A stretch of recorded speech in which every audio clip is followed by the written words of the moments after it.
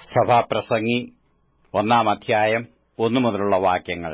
സഭാപ്രസംഗി 1-ാം അധ്യായം 1 മുതലുള്ള വാക്യങ്ങൾ.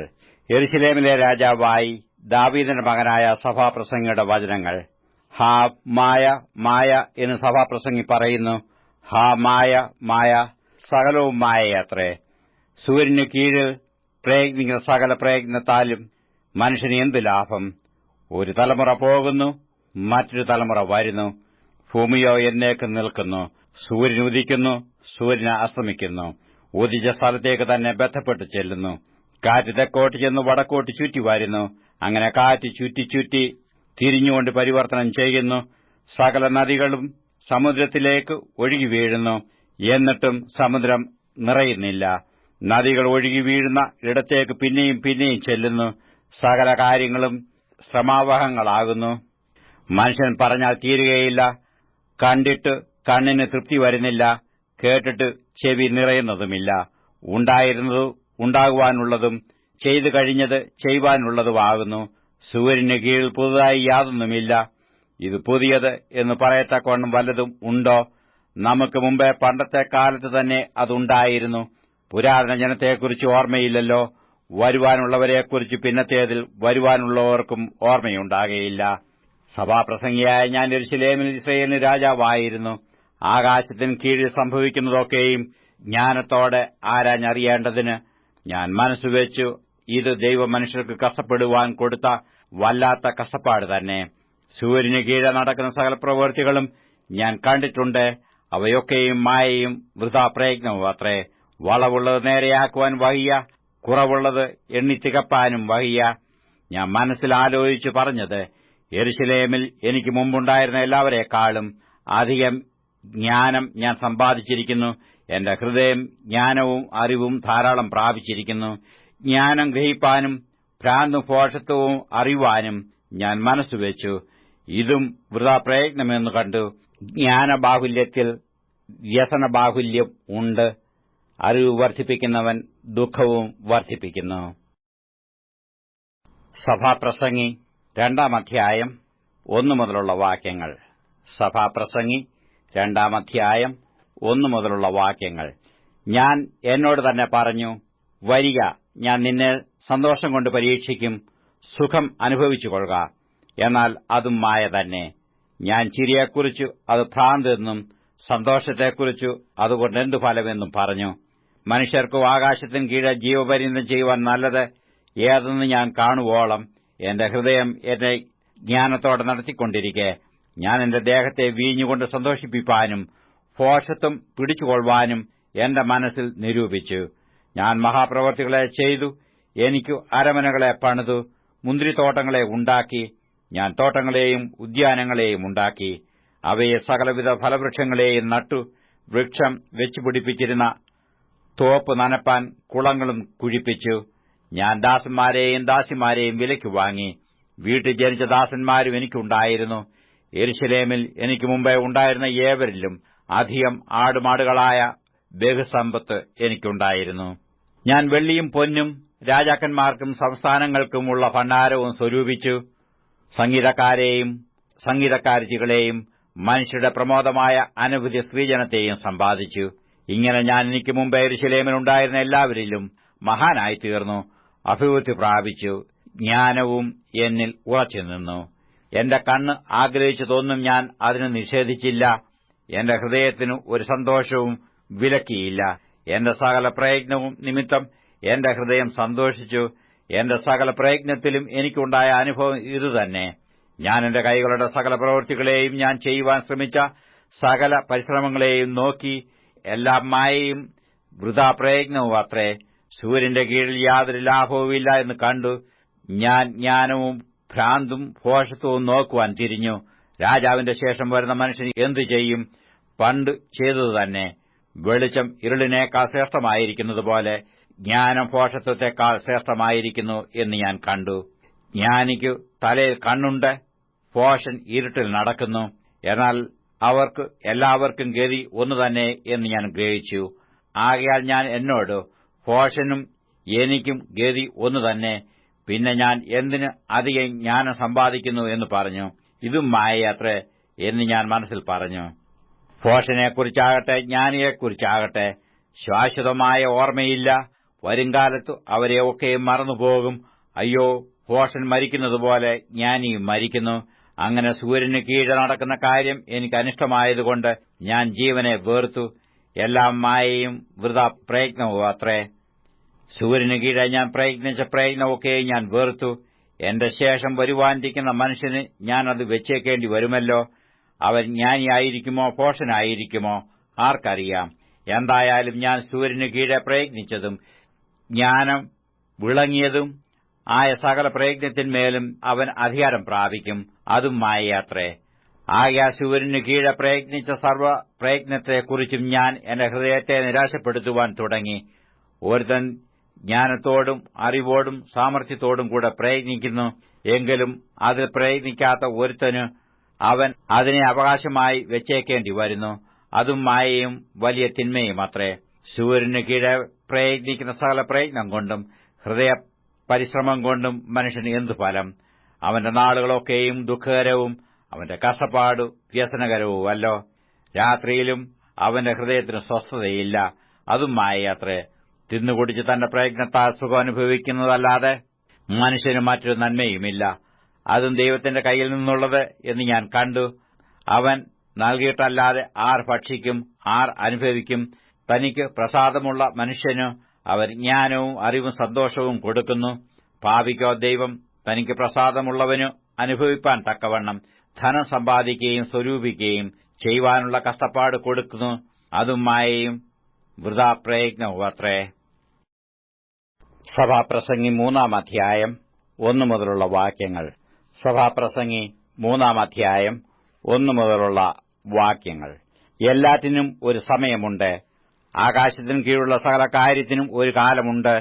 ജനിപ്പാൻ ഒരു കാലം, മരിപ്പാൻ ഒരു കാലം, നടുവാൻ ഒരു കാലം, നട്ടത് പറിപ്പാൻ ഒരു കാലം, കൊല്ലുവാൻ ഒരു കാലം, സൗഖ്യമാക്കുവാൻ ഒരു കാലം, ഇടിച്ചു കളവാൻ ഒരു കാലം, പണിവാൻ ഒരു കാലം, കരവാൻ ഒരു കാലം, ചിരിപ്പാൻ ഒരു കാലം, വിലപിപ്പാൻ ഒരു കാലം, നൃത്തം ചെയ്യുവാൻ ഒരു കാലം, കല്ല് പെറുക്കിക്കളവാൻ ഒരു കാലം, കല്ല് പെറുക്കി കൂട്ടുവാൻ ഒരു കാലം, ആലിംഗനം ചെയ്യുവാൻ ഒരു കാലം, ആലിംഗനം ചെയ്യാതിരിപ്പാൻ ഒരു കാലം, സമ്പാദിപ്പാൻ ഒരു കാലം, നഷ്ടമാവാൻ ഒരു കാലം, സൂക്ഷിച്ചു വെപ്പാൻ ഒരു കാലം, എറിഞ്ഞുകളവാൻ ഒരു കാലം, കീറുവാൻ ഒരു കാലം, തുന്നുവാൻ ഒരു കാലം, മിണ്ടാതിരിപ്പാൻ ഒരു കാലം, സംസാരിപ്പാൻ ഒരു കാലം, സ്നേഹിപ്പാൻ ഒരു കാലം, ദ്വേഷിപ്പാൻ ഒരു കാലം, യുദ്ധത്തിനു ഒരു കാലവും സമാധാനത്തിന് ഒരു കാലവും ഉണ്ട്.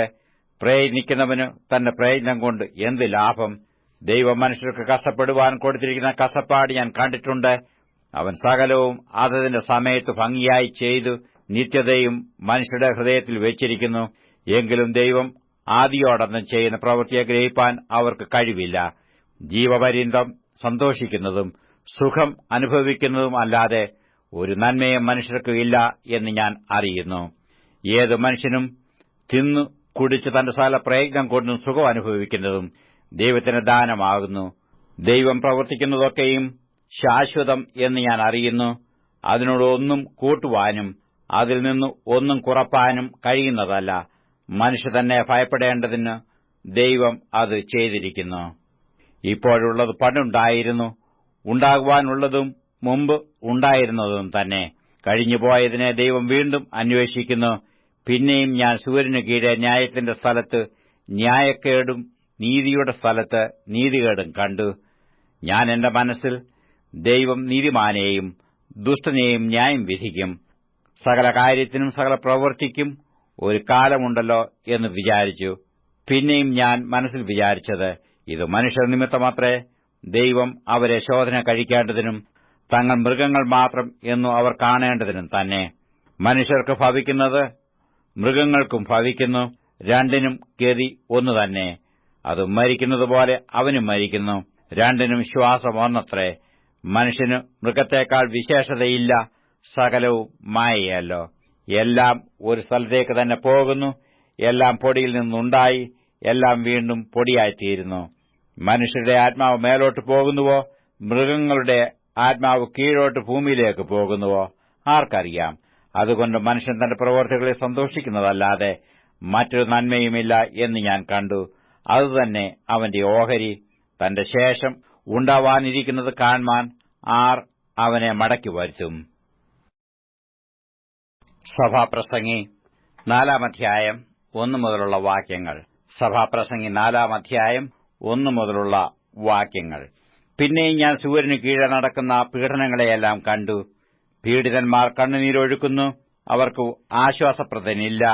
അവരെ പീഡിപ്പിക്കുന്നവരുടെ കൈയാൽ അവർ ബലാത്കാരം അനുഭവിക്കുന്നു, എന്നിട്ടും ആശ്വാസപ്രദൻ അവർക്കില്ല. ആകയാൽ ഇപ്പോൾ ജീവനോടിരിക്കുന്ന ജീവനുള്ളവരെക്കാൾ മുമ്പേ തന്നെ മരിച്ചുപോയിരിക്കുന്ന മൃതന്മാരെ ഞാൻ പ്രശംസിച്ചു. ഈ 2 വാക്കാരെക്കാളും ഇതുവരെ ജനിക്കാത്തവനും സൂര്യന് കീഴെ നടക്കുന്ന ദുഷ്പ്രവൃത്തിയെ കാണാത്തവനുമായ മനുഷ്യൻ ഭാഗ്യവാൻ. സകല പ്രയത്നവും സാമർഥ്യമുള്ള പ്രവൃത്തി ഒക്കെയും ഒരുവനു മറ്റവനോടുള്ള അസൂയയിൽ നിന്നുളവാകുന്നു എന്ന് ഞാൻ കണ്ടു. അതും മായയും വൃഥാ പ്രയത്നവും അത്രേ. മൂഢൻ കൈയും കെട്ടിയിരുന്ന സ്വന്തം മാംസം തിന്നുന്നു. 2 കൈയും നിറയെ അധ്വാനവും വൃഥാ പ്രയത്നവും ഉള്ളതിനേക്കാൾ 1 കൈ നിറയെ വിശ്രാമം അധികം നല്ലത്. ഞാൻ പിന്നെയും സൂര്യന് കീഴെ മായ കണ്ടു.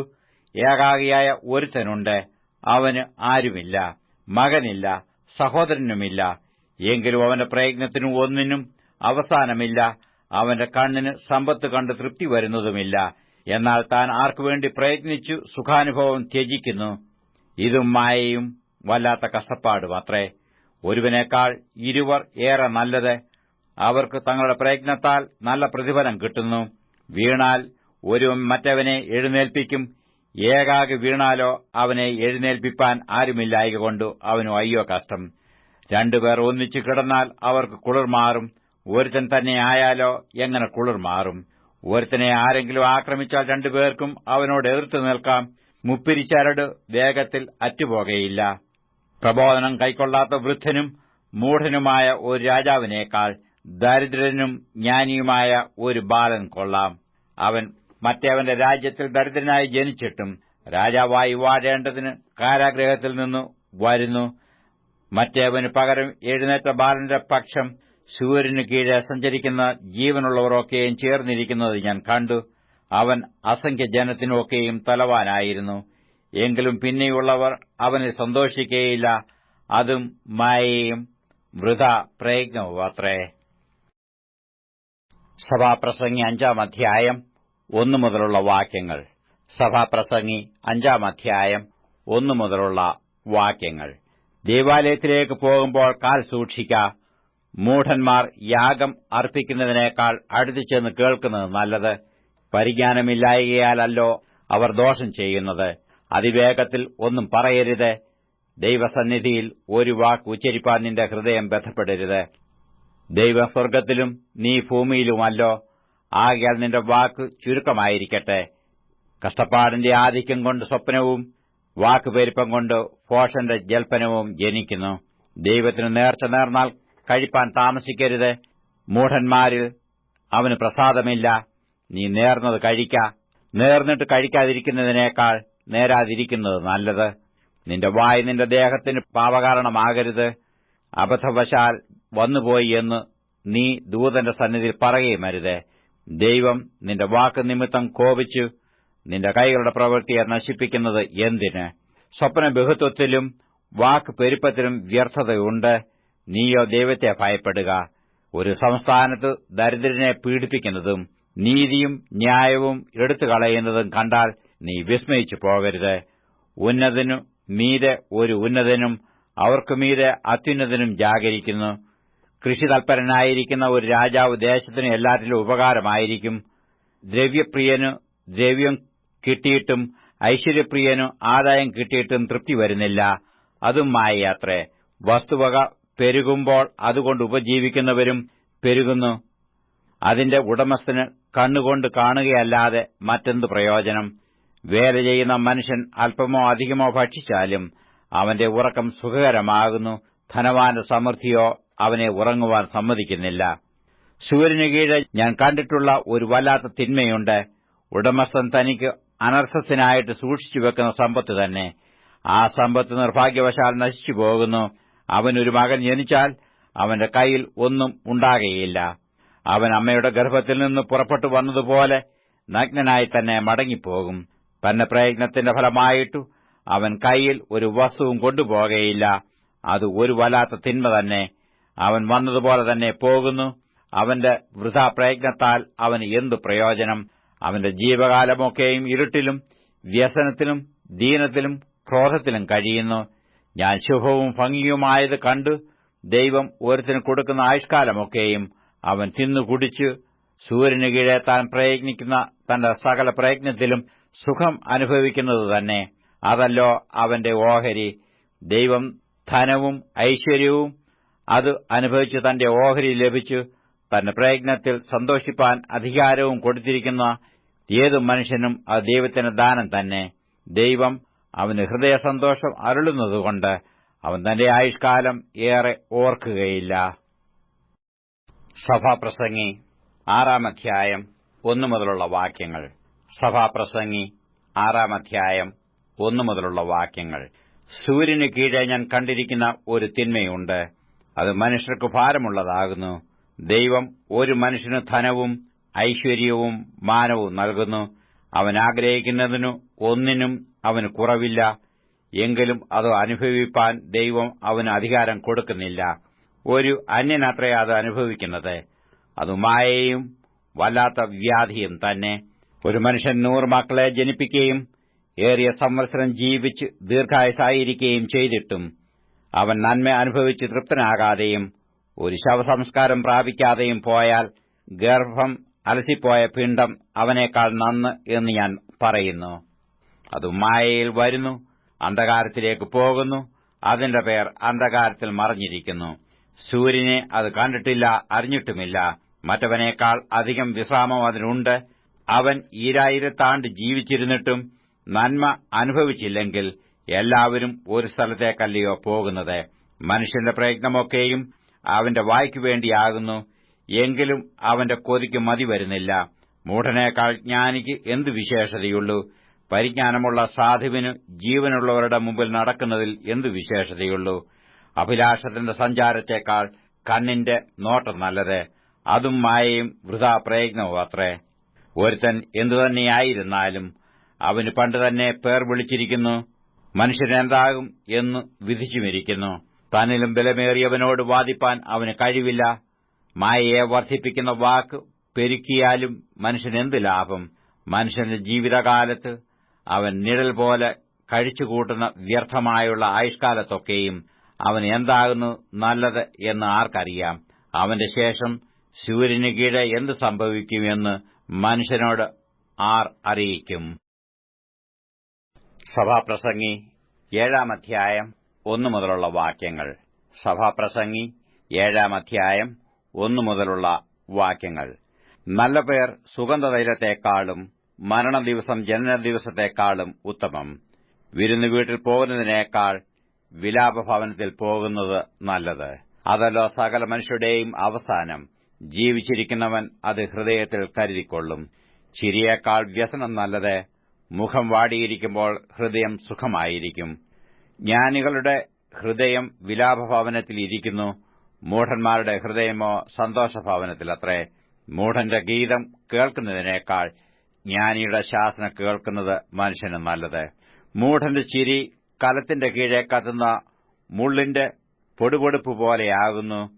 അതും മായയത്രേ. കോഴ ജ്ഞാനിയെ പൊട്ടനാക്കുന്നു, കൈക്കൂലി ഹൃദയത്തെ കെടുത്തുകളയുന്നു. ഒരു കാര്യത്തിന്റെ ആരംഭത്തേക്കാൾ അതിന്റെ അവസാനം നല്ലത്. ഗർവമാനസനേക്കാൾ ക്ഷമാമാനസൻ ശ്രേഷ്ഠൻ. നിന്റെ മനസ്സിൽ അത്ര വേഗം നീരസം ഉണ്ടാകരുത്. മൂഢന്മാരുടെ മാറിലല്ലോ നീരസം വസിക്കുന്നത്. പണ്ടത്തെ കാലം ഇപ്പോഴത്തേതിനേക്കാൾ നന്നായിരുന്നതിന്റെ കാരണം എന്ത് എന്ന് നീ ചോദിക്കരുത്. നീ അങ്ങനെ ചോദിക്കുന്നത് ജ്ഞാനമല്ലല്ലോ. ജ്ഞാനം ഒരു അവകാശം പോലെ നല്ലത്. സകല ഭൂവാസികൾക്കും അത് ബഹുവിശേഷം. ജ്ഞാനം ഒരു ശരണം, ദ്രവ്യവും ഒരു ശരണം. ജ്ഞാനമോ ജ്ഞാനിയുടെ ജീവനെ പാലിക്കുന്നു. ഇതത്രേ പരിജ്ഞാനത്തിന്റെ വിശേഷത. ദൈവത്തിന്റെ പ്രവൃത്തിയെ നോക്കുക. അവൻ വളച്ചതിനെ നേരെയാക്കുവാൻ ആർക്ക് കഴിയും? സുഖകാലത്ത് സുഖമായിരിക്ക, അനർത്ഥകാലത്തോ ചിന്തിച്ചുകൊള്ളുക. മനുഷ്യൻ തന്റെ ശേഷം വരുവാനുള്ളതൊന്നും അറിയാതിരിക്കേണ്ടതിന് ദൈവം രണ്ടിനെയും ഉണ്ടാക്കിയിരിക്കുന്നു. ഞാൻ എന്റെ മായകാലത്ത് ഇതൊക്കെയും കണ്ടു. തന്റെ നീതിയിൽ നശിച്ചുപോകുന്ന നീതിമാനുണ്ട്, തന്റെ ദുഷ്ടതയിൽ ദീർഘായുസായിരിക്കുന്ന ദുഷ്ടനുമുണ്ട്. അതിനീതിമാനായിരിക്കരുത്, അതിജ്ഞാനിയായിരിക്കുകയും അരുത്. നിന്നെ നീ എന്തിനു നശിപ്പിക്കുന്നു? അതിദുഷ്ടനായിരിക്കരുത്, മൂഢനായിരിക്കുകയും അരുത്. കാലത്തിനു മുമ്പേ നീ എന്തിനു മരിക്കുന്നു? നീ ഇത് പിടിച്ചുകൊണ്ടാൽ കൊള്ളാം, അതിങ്കൽ നിന്ന് നിന്റെ കൈ വലിച്ചു കളയരുത്. ദൈവഭക്തൻ ഇവ എല്ലാറ്റിൽ നിന്നും ഒഴിഞ്ഞുപോരും. ഒരു പട്ടണത്തിൽ 10 ബലശാലികൾ ഉള്ളതിനേക്കാൾ ജ്ഞാനം ജ്ഞാനിക്കു അധികം ബലം. പാപം ചെയ്യാതെ നന്മ മാത്രം ചെയ്യുന്ന ഒരു നീതിമാനും ഭൂമിയിലില്ല. പറഞ്ഞു കേൾക്കുന്ന സകല വാക്കിനും നീ ശ്രദ്ധ കൊടുക്കരുത്. നിന്റെ ദാസൻ നിന്നെ ശപിക്കുന്നത് നീ കേൾക്കാതിരിക്കേണ്ടതിന് തന്നെ. നീയും പല പ്രാവശ്യം മറ്റുള്ളവരെ ശപിച്ച പ്രകാരം നിനക്ക് മനോബോധമുണ്ടല്ലോ. ഇതൊക്കെയും ഞാൻ ജ്ഞാനം കൊണ്ട് പരീക്ഷിച്ചു നോക്കി. ഞാൻ ജ്ഞാനം സമ്പാദിക്കുമെന്ന് ഞാൻ പറഞ്ഞു, എന്നാൽ അതെനിക്ക് ദൂരമായിരുന്നു. ഉള്ളത് ദൂരവും അത്യാഘാതവും ആയിരിക്കുന്നു. അത് കണ്ടെത്തുവാൻ ആർക്ക് കഴിയും? ഞാൻ തിരിഞ്ഞു അറിയുവാനും പരിശോധിപ്പാനും ജ്ഞാനവും യുക്തിയും അന്വേഷിപ്പാനും ദുഷ്ടത ഭോഷത്വമെന്നും മൂഢത ഭ്രാന്ത് എന്നും ഗ്രഹിപ്പാനും മനസ്സുവെച്ചു. മരണത്തെക്കാൾ കയ്പായിരിക്കുന്ന ഒരു കാര്യം ഞാൻ കണ്ടു. ഹൃദയത്തിൽ കണികളും വലകളും കൈയിൽ പാശങ്ങളും ഉള്ള സ്ത്രീയെ തന്നെ. ദൈവത്തിന് പ്രസാദമുള്ളവൻ അവളെ ഒഴിഞ്ഞ് രക്ഷപ്പെടും, പാപിയോ അവളാൽ പിടിപെടും. കാര്യം അറിയേണ്ടതിനു ഒന്നോടൊന്ന് ചേർത്ത് പരിശോധിച്ചു നോക്കിയിട്ട് ഞാൻ ഇതാകുന്നു കണ്ടത് എന്ന് സഭാപ്രസംഗി പറയുന്നു. ഞാൻ താൽപര്യമായി അന്വേഷിച്ചുകൊണ്ടിരിക്കുന്നുവെങ്കിലും കണ്ടുകിട്ടാത്തത് 1000 പേരിൽ ഒരു പുരുഷനെ ഞാൻ കണ്ടെത്തി. എങ്കിലും ഇത്രയും പേരിൽ ഒരു സ്ത്രീയെ കണ്ടെത്തിയില്ല എന്നതത്രേ. ഒരു കാര്യം മാത്രം ഞാൻ കണ്ടിരിക്കുന്നു: ദൈവം മനുഷ്യനെ നേരുള്ളവനായി സൃഷ്ടിച്ചു, അവരോ അനേകം സൂത്രങ്ങളെ അന്വേഷിച്ചു വരുന്നു. സഭാപ്രസംഗി 8-ാം അധ്യായം 1 മുതലുള്ള വാക്യങ്ങൾ. സഭാപ്രസംഗി 8-ാം അധ്യായം 1 മുതലുള്ള വാക്യങ്ങൾ. ജ്ഞാനിക്ക് തുല്യനായിട്ട് ആരുള്ളൂ? കാര്യത്തിന്റെ പൊരുൾ അറിയുന്നവനാർ? മനുഷ്യന്റെ ജ്ഞാനം അവന്റെ മുഖത്തെ പ്രകാശിപ്പിക്കുന്നു, അവന്റെ മുഖത്തെ കാഠിന്യം മാറിപ്പോകുന്നു. ദൈവസന്നിധിയിൽ ചെയ്ത സത്യമോർത്തിട്ട് രാജാവിന്റെ കൽപ്പന പ്രമാണിച്ചുകൊള്ളണം എന്ന് ഞാൻ പ്രബോധിപ്പിക്കുന്നു. നീ അവന്റെ സന്നിധി വിട്ടുപോകുവാൻ ബന്ധപ്പെടരുത്, ഒരു ദുഷ്കാര്യത്തിലും ഇടപെടരുത്. അവൻ തനിക്കിഷ്ടമുള്ളതൊക്കെയും ചെയ്യുമല്ലോ. രാജകൽപ്പന ബലമുള്ളത്, നീ എന്തു ചെയ്യുന്നു എന്നു അവനോട് ആർ ചോദിക്കും? കൽപ്പന പ്രമാണിക്കുന്നവന് ഒരു ദോഷവും സംഭവിക്കുകയില്ല. ജ്ഞാനിയുടെ ഹൃദയം കാലത്തെയും ന്യായത്തെയും വിവേചിക്കുന്നു. സകല കാര്യത്തിനും കാലവും ന്യായവും ഉണ്ടല്ലോ. മനുഷ്യന്റെ അരിഷ്ടത അവന് ഭാരമായിരിക്കുന്നു. സംഭവിപ്പാനിരിക്കുന്നത് അവൻ അറിയുന്നില്ലല്ലോ. അത് എങ്ങനെ സംഭവിക്കും എന്നു അവനോട് ആർ അറിയിക്കും? ആത്മാവിനെ തടുപ്പാൻ ആത്മാവിന്മേൽ അധികാരമുള്ള ഒരു മനുഷ്യനുമില്ല, മരണദിവസത്തിന്മേൽ അധികാരമുള്ളവനുമില്ല. യുദ്ധത്തിൽ സേവാവിമോചനവുമില്ല, ദുഷ്ടത ദുഷ്ടന്മാരെ വിടുവിക്കുകയുമില്ല. ഇതൊക്കെയും ഞാൻ കണ്ടു. മനുഷ്യന്റെ മേൽ അവന്റെ ദോഷത്തിനായി അധികാരമുള്ള കാലത്തിന് സൂര്യനു കീഴെ നടക്കുന്ന സകല പ്രവൃത്തിയിലും ഞാൻ ദൃഷ്ടിവെച്ചു. ദുഷ്ടന്മാർ അടക്കം ചെയ്യപ്പെട്ടു വിശ്രാമം പ്രാപിക്കുന്നതും നേർ പ്രവർത്തിച്ചവർ വിശുദ്ധ സ്ഥലം വിട്ടുപോകേണ്ടി വരികയും പട്ടണത്തിൽ മറക്കപ്പെടുകയും ചെയ്തിരിക്കുന്നതും ഞാൻ കണ്ടു. അതും മായയാത്രേ. ദുഷ്പ്രവർത്തിക്കുള്ള ശിക്ഷാവിധി തൽക്ഷണം നടക്കായികൊണ്ട് മനുഷ്യർ ദോഷം ചെയ്യുവാൻ ധൈര്യപ്പെടുന്നു. പാപി 100 പ്രാവശ്യം ദോഷം ചെയ്യുകയും ദീർഘായുസോടെ ഇരിക്കുകയും ചെയ്യുന്നുണ്ടെങ്കിലും ദൈവത്തെ ഭയപ്പെടുന്ന ഭക്തന്മാർക്ക് നന്മ വരുമെന്ന് ഞാൻ നിശ്ചയമായി അറിയുന്നു. എന്നാൽ ദുഷ്ടന് നന്മ വരികയില്ല. അവൻ ദൈവത്തെ ഭയപ്പെടായികയാൽ നിഴൽ പോലെ അവന്റെ ആയുസ് ദീർഘമാകയില്ല. ഭൂമിയിൽ നടക്കുന്ന ഒരു മായയുണ്ട്. നീതിമാന്മാർക്ക് ദുഷ്ടന്മാരുടെ പ്രവൃത്തിക്ക് യോഗ്യമായത് ഭവിക്കുന്നു, ദുഷ്ടന്മാർക്ക് നീതിമാന്മാരുടെ പ്രവൃത്തിക്ക് യോഗ്യമായതും ഭവിക്കുന്നു. അതും മായയാത്രയെന്ന് ഞാൻ പറഞ്ഞു. ആകയാൽ ഞാൻ സന്തോഷത്തെ പ്രശംസിച്ചു. തിന്നു കുടിച്ച് സന്തോഷിക്കുന്നതല്ലാതെ മനുഷ്യന് സൂര്യന്റെ കീഴിൽ മറ്റൊരു നന്മയുമില്ലല്ലോ. ദൈവം സൂര്യന്റെ കീഴിൽ അവന് നൽകുന്ന ആയുഷ്കാലത്ത് അവന്റെ പ്രയത്നത്തിൽ അവനോടുകൂടെ നിലനിൽക്കുന്നത് ഇതുമാത്രമേയുള്ളൂ. ഭൂമിയിൽ നടക്കുന്ന കാര്യം കാൺമാനും മനുഷ്യന് രാവും പകലും കണ്ണിൽ ഉറക്കം വരുന്നില്ലല്ലോ. ജ്ഞാനം ഗ്രഹിപ്പാനും ഞാൻ മനസ്സുവെച്ചപ്പോൾ സൂര്യന്റെ കീഴിൽ നടക്കുന്ന പ്രവൃത്തി ആരാഞ്ഞറിയുവാൻ മനുഷ്യന് കഴിവില്ല എന്നിങ്ങനെ ഞാൻ ദൈവത്തിന്റെ സകല പ്രവൃത്തിയെയും കണ്ടു. മനുഷ്യൻ എത്ര പ്രയാസപ്പെട്ടു അന്വേഷിച്ചാലും അതിനെ ഗ്രഹിക്കയില്ല. ഒരു ജ്ഞാനി തന്നെയും അതിനെ ഗ്രഹിപ്പാൻ നിരൂപിച്ചാൽ അവന് സാധിക്കയില്ല. സഭാപ്രസംഗി 9-ാം അധ്യായം 1 മുതലുള്ള വാക്യങ്ങൾ. സഭാപ്രസംഗി 9-ാം അധ്യായം 1 മുതലുള്ള വാക്യങ്ങൾ. ഇതൊക്കെയും നീതിമാന്മാരും ജ്ഞാനികളും അവരുടെ പ്രവൃത്തികളും ദൈവത്തിന്റെ കൈയിലിരിക്കുന്നു എന്നുള്ളതൊക്കെയും തന്നെ ശോധന ചെയ്യുവാൻ ഞാൻ മനസ്സുവെച്ചു. സ്നേഹമാകട്ടെ ദ്വേഷമാകട്ടെ ഒന്നും മനുഷ്യൻ അറിയുന്നില്ല. സർവവും അവരുടെ മുമ്പിൽ ഇരിക്കുന്നു താനും. എല്ലാവർക്കും എല്ലാം ഒരുപോലെ സംഭവിക്കുന്നു. നീതിമാനും ദുഷ്ടനും നല്ലവനും നിർമ്മലനും മലിനനും യാഗം കഴിക്കുന്നവനും യാഗം കഴിക്കാത്തവനും ഒരേ ഗതി വരുന്നു. പാപിയും നല്ലവനും ആണ പേടിക്കുന്നവനും ആണയിടുന്നവനും ഒരുപോലെ ആകുന്നു. എല്ലാവർക്കും ഒരേ ഗതി വരുന്നു എന്നുള്ളത് സൂര്യന്റെ കീഴിൽ നടക്കുന്ന എല്ലാറ്റിലും ഒരു തിന്മയത്രേ. മനുഷ്യരുടെ ഹൃദയത്തിലും ദോഷം നിറഞ്ഞിരിക്കുന്നു. ജീവപര്യന്തം അവരുടെ ഹൃദയത്തിൽ ഭ്രാന്തുണ്ട്. അതിന്റെ ശേഷമോ അവർ മരിച്ചവരുടെ അടുക്കിലേക്ക് പോകുന്നു. ജീവിച്ചിരിക്കുന്നവരുടെ കൂട്ടത്തിൽ ഉള്ളവനൊക്കെയും പ്രത്യാശയുണ്ട്. ചത്ത സിംഹത്തെക്കാൾ ജീവനുള്ള നായ് നല്ലതല്ലോ. ജീവിച്ചിരിക്കുന്നവർ തങ്ങൾ മരിക്കുമെന്ന് അറിയുന്നു, മരിച്ചവരോ ഒന്നും അറിയുന്നില്ല. മേലാൽ അവർക്ക് ഒരു പ്രതിഫലവുമില്ല. അവരെ ഓർമ്മ വിട്ടു പോകുന്നുവല്ലോ. അവരുടെ സ്നേഹവും ദ്വേഷവും അസൂയയും നശിച്ചുപോയി. സൂര്യന് കീഴെ നടക്കുന്ന യാതൊന്നിലും അവർക്ക് ഇനി ഒരിക്കലും ഓഹരിയില്ല. നീ ചെന്ന് സന്തോഷത്തോടുകൂടെ അപ്പം തിന്നുക, ആനന്ദഹൃദയത്തോടെ വീഞ്ഞു കുടിക്ക. ദൈവം നിന്റെ പ്രവൃത്തികളിൽ പ്രസാദിച്ചിരിക്കുന്നുവല്ലോ.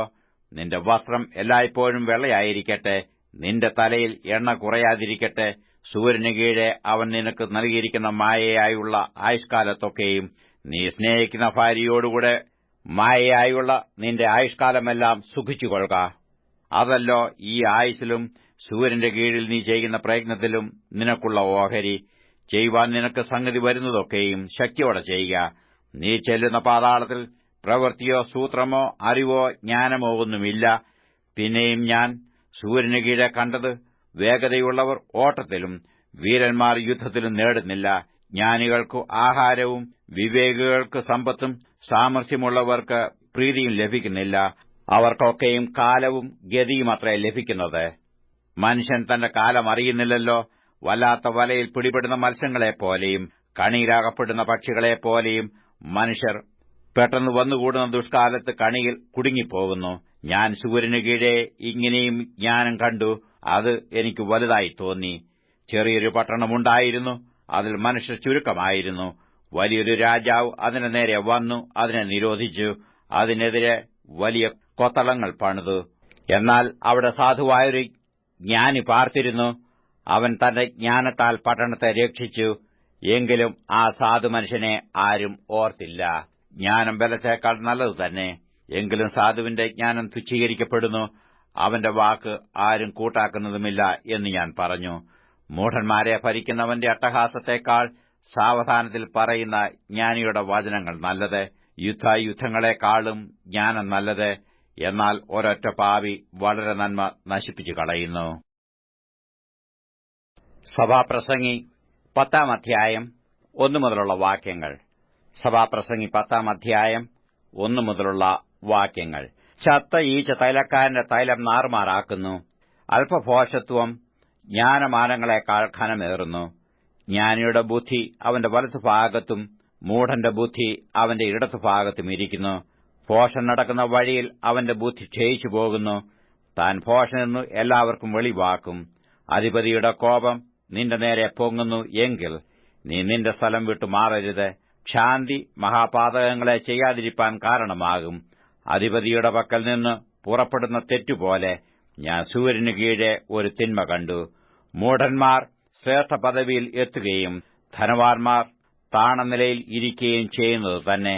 ദാസന്മാർ കുതിരപ്പുറത്തിരിക്കുന്നതും പ്രഭുക്കന്മാർ ദാസന്മാരെപ്പോലെ കാൽനടയായി നടക്കുന്നതും ഞാൻ കണ്ടു. കുഴി കുഴിക്കുന്നവൻ അതിൽ വീഴും. മതിൽ പൊളിക്കുന്നവനെ പാമ്പ് കടിക്കും. കല്ലുവെട്ടുന്നവനു അതുകൊണ്ട് ദണ്ണം തട്ടും. വിറക് കീറുന്നവന് അതിനാൽ ആപത്ത് വരും. ഇരുമ്പായുധം മൂർച്ചയില്ലാഞ്ഞിട്ട് അവന്റെ വായ്ത്തല തേക്കാതിരുന്നാൽ അവൻ അധികം ശക്തി പ്രയോഗിക്കേണ്ടി വരും. ജ്ഞാനമോ കാര്യസിദ്ധിക്ക് ഉപയോഗമുള്ളതാകുന്നു. മന്ത്രപ്രയോഗം ചെയ്യും മുമ്പേ സർപ്പം കടിച്ചാൽ മന്ത്രവാദിയെ വിളിച്ചിട്ട് ഉപകാരമില്ല. ജ്ഞാനിയുടെ വായിലെ വാക്ക് ലാവണ്യമുള്ളത്, മൂഢന്റെ അധരമോ അവനെ തന്നെ നശിപ്പിക്കും. അവന്റെ വായിലെ വാക്കുകളുടെ ആരംഭം ഭോഷത്വവും അവന്റെ സംസാരത്തിന്റെ അവസാനം വല്ലാത്ത ഭ്രാന്തും തന്നെ. ഭോഷൻ വാക്കുകളെ വർദ്ധിപ്പിക്കുന്നു. സംഭവിപ്പാനിരിക്കുന്നത് മനുഷ്യൻ അറിയുന്നില്ല. അവന്റെ ശേഷം ഉണ്ടാകുവാനുള്ള ആർ അവനെ അറിയിക്കും. പട്ടണത്തിലേക്ക് പോകുന്ന വഴി അറിയാത്ത മൂഢന്മാർ തങ്ങളുടെ പ്രയത്നത്താൽ ക്ഷീണിച്ചു പോകുന്നു. ബാലനായ രാജാവും അധികാലത്ത് ഭക്ഷണം കഴിക്കുന്ന പ്രഭുക്കന്മാരുമുള്ള ദേശമേ, നിനക്കു അയ്യോ കഷ്ടം. കുലീനപുത്രനായ രാജാവും മദ്യപാനത്തിനല്ല, ബലത്തിനു വേണ്ടി മാത്രം തക്ക സമയത്ത് ഭക്ഷണം കഴിക്കുന്ന പ്രഭുക്കന്മാരുമുള്ള ദേശമേ, നിനക്ക് ഭാഗ്യം. മടിവുകൊണ്ട് മേൽപ്പുര വീണുപോകുന്നു, കൈകളുടെ ആലസ്യം കൊണ്ട് വീട് ചോരുന്നു. സന്തോഷത്തിനായിട്ട് വിരുന്നു കഴിക്കുന്നു, വീഞ്ഞ് ജീവനെ ആനന്ദിപ്പിക്കുന്നു, ദ്രവ്യമോ സകലത്തിനും ഉതകുന്നു. നിന്റെ മനസ്സിൽ പോലും രാജാവിനെ ശപിക്കരുത്, നിന്റെ ശയനഗ്രഹത്തിൽ പോലും ധനവാനെ ശപിക്കരുത്. ആകാശത്തിലെ പക്ഷി ആ ശബ്ദം കൊണ്ടുപോകുവാനും പറവജാതി ആ കാര്യം പ്രസിദ്ധമാക്കുവാനും മതി. സഭാപ്രസംഗി 11-ാം അധ്യായം 1 മുതലുള്ള വാക്യങ്ങൾ. സഭാപ്രസംഗി 11-ാം അധ്യായം 1 മുതലുള്ള വാക്യങ്ങൾ. നിന്റെ അപ്പത്തെ വെള്ളത്തിന്മേൽ എറിയുക, ഏറിയ നാൾ കഴിഞ്ഞിട്ട് നിനക്ക് അത് കിട്ടും. ഒരു ഓഹരിയെ 7ആയിട്ടോ 8ആയിട്ടോ വിഭാഗിച്ചുകൊള്ളുക. ഭൂമിയിൽ എന്ത് അനർത്ഥം സംഭവിക്കൂ എന്ന് നീ അറിയുന്നില്ലല്ലോ. മേഘം വെള്ളം കൊണ്ട് നിറഞ്ഞിരുന്നാൽ ഭൂമിയിൽ പെയ്യും. വൃക്ഷം തെക്കോട്ടോ വടക്കോട്ടോ വീണാൽ വീണിടത്ത് തന്നെ കിടക്കും. കാറ്റിനെ വിചാരിക്കുന്നവൻ വിതയ്ക്കയില്ല, മേഘങ്ങളെ നോക്കുന്നവൻ കൊയ്യുകയുമില്ല. കാറ്റിന്റെ ഗതി എങ്ങോട്ടെന്നും ഗർഭിണിയുടെ ഉദരത്തിൽ അസ്ഥികൾ ഉരുവായി വരുന്നത് എങ്ങനെയെന്നും നീ അറിയാത്തതുപോലെ സകലവും ഉണ്ടാക്കുന്ന ദൈവത്തിന്റെ പ്രവൃത്തികളെ നീ അറിയുന്നില്ല. രാവിലെ നിന്റെ വിത്ത് വിതയ്ക്ക, വൈകുന്നേരത്ത് നിന്റെ കൈ ഇളച്ചിരിക്കരുത്. ഇതോ അതോ ഏത് സഫലമാകുമെന്നും രണ്ടും ഒരുപോലെ നന്നായിരിക്കുമോ എന്ന് നീ അറിയുന്നില്ലല്ലോ. വെളിച്ചം മനോഹരവും സൂര്യനെ കാണുന്നത് കണ്ണിന് ഇമ്പവുമാകുന്നു. മനുഷ്യൻ ബഹുകാലം ജീവിച്ചിരിക്കുന്നുവെങ്കിൽ അവൻ അതിലൊക്കെയും സന്തോഷിക്കട്ടെ. എങ്കിലും അന്ധകാരകാലം ദീർഘമായിരിക്കുമെന്നും അവൻ ഓർത്തുകൊള്ളട്ടെ. വരുന്നതൊക്കെയും മായയാത്രേ.